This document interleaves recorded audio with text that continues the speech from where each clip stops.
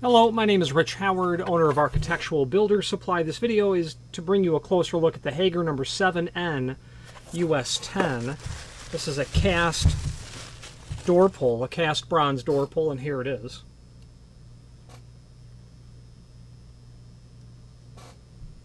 Give you some dimensional properties of this item, and then we'll talk about where you will use this. Overall, about 7.5. The center to center looks like it's about 5 3/4. They say it's 5.5. Let's check that. Yeah, indeed, it's definitely 5.5 inch center to center of the screw holes. The diameter of the rosette, 2 inch. Projection looks like it's about 1 7/8 projection. Clearance looks like it's about 1 3/8. In terms of the weight, let's find out.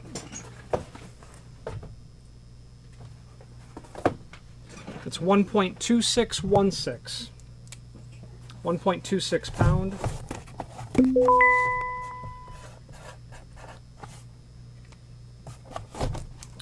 It's a good chunk of brass, is the bottom line. Now, where are you going to use this kind of door pull? Let's talk about that right now. If you are enjoying this video, please click thumbs up or like, and also please consider subscribing to our channel. Let's move on to the rest of the video. Well, quite obviously, anywhere a door pull is needed, this is going to include a couple of what are certainly 1/4 and likely 2.25 inch long with finish or countersunk washers. And you'll see a heavy-duty cast pull like this used where both three things: extreme durability, architectural finish, and likely cost is not the primary factor, because a piece of solid cast brass or bronze is not inexpensive. So public libraries, public buildings are going to have material that is not only extremely durable. This is made of solid brass. This is going to be quite durable. And it has that architectural finish.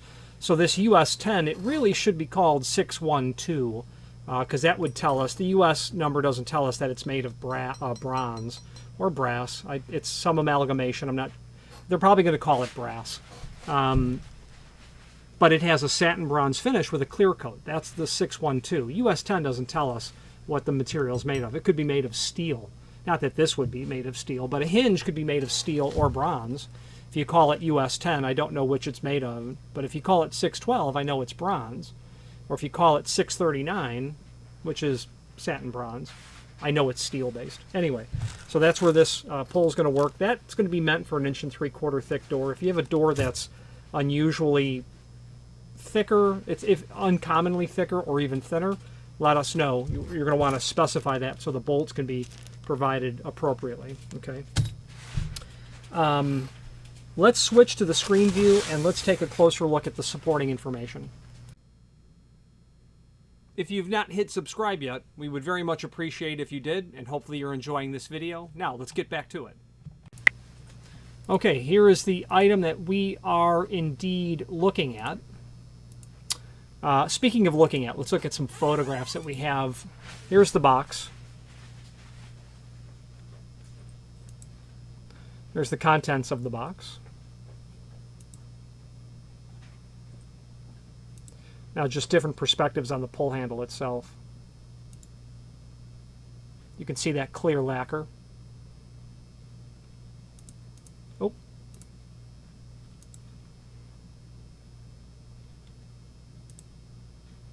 The drilled and tapped hole on the backside, and then your fasteners. There is supporting information down below. Cast door pull, 2 inch base, center to center. Overall length, the dimensions are there. If other than 1 3/4 thick doors, please specify. You can do that right here if you like. Made of bronze and a satin finish. Other available finishes: polished brass, satin bronze, oil rub bronze, polished chrome, satin chrome, and aluminum. That would be an aluminum base material. 1/4 20 through bolts with finish washers. Maybe combined with a plate to make a pull plate, not suitable for back-to-back mounting. So you could, and if this is a pull handle, you'll probably want a plate under it. If it's a school, let's say a grammar school, you probably want like a 6 by 16, some sort of plate underneath the pull to keep that door from getting marred over time. This is not suitable for back-to-back mount, and it's really because there's nowhere to, you know, secure a screw through here.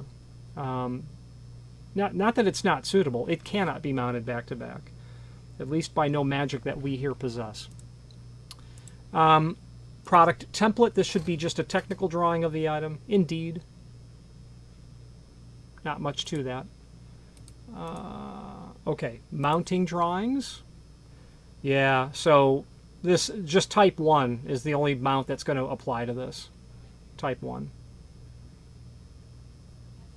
This is showing a concealed surface mount, but again, because there's no way to get a set screw happening in here, there's really no way to back-to-back or concealed mount it. Then there's the link to the product catalog, and this should be the section of pulls from the Hager full line catalog. And indeed it is. As you scroll through here, you'll see other sizes and types of pulls. I would recommend that you do so if you're not sure which one you need, or if you're looking for pulls. This 5N is a very classic pull in the sense that this has been made for decades, as is the 6N, very extremely common. Restaurants, a 36N would be a 4x16 pull with a 6N plate with a 30S plate with a 6N pull, a 36N, very common. 7N for through bolt mounting. 8N is the surface mount version.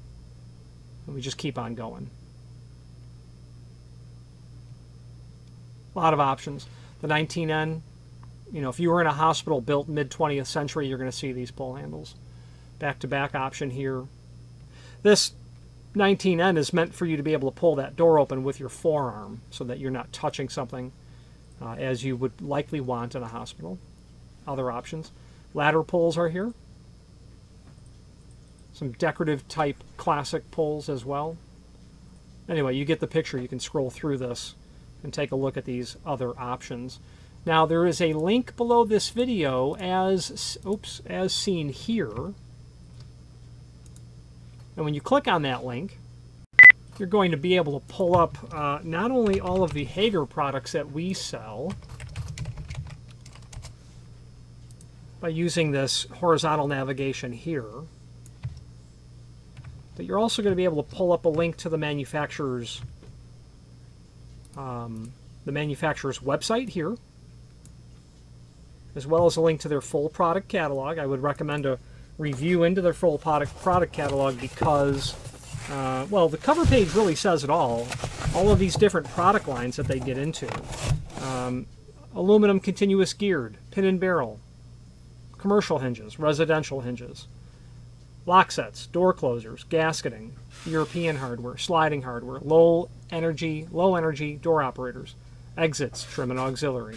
651 pages worth of all things Hager related, and in their hinge section they do a fairly good job at giving you an encyclopedic approach to hinge terminology, so that's really helpful as well.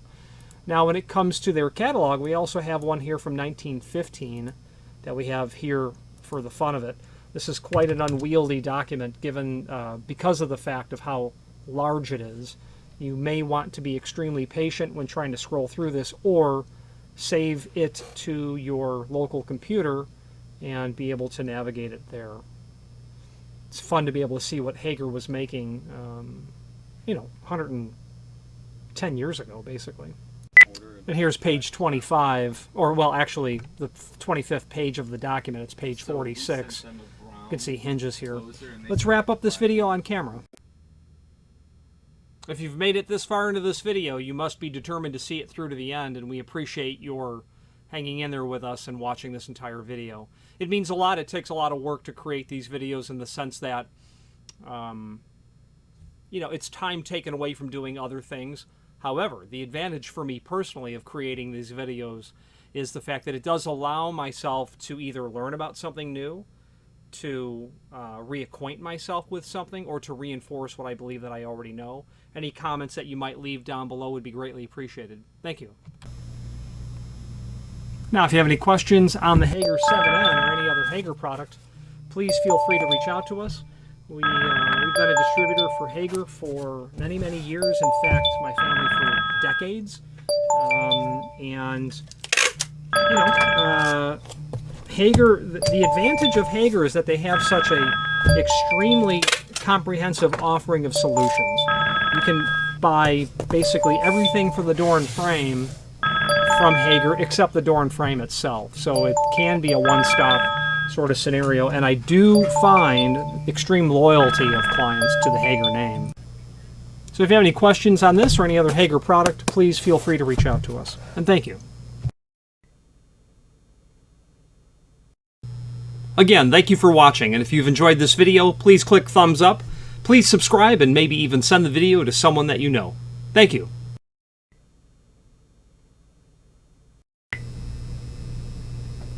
Thanks to our clients, Architectural Builder Supply is building an additional facility, and what follows is not only a look at the acreage that we're building the facility on, but also first the architectural renderings as they exist, or at least the architectural plans as they exist at this time. Thank you very much. Let's take a look. All right, let's take a look at the architecturals as they exist at this moment, or at least it wouldn't be proper to call these architecturals, but it would be proper to call them renderings in the sense of they're conceptual drawings, they're not renderings.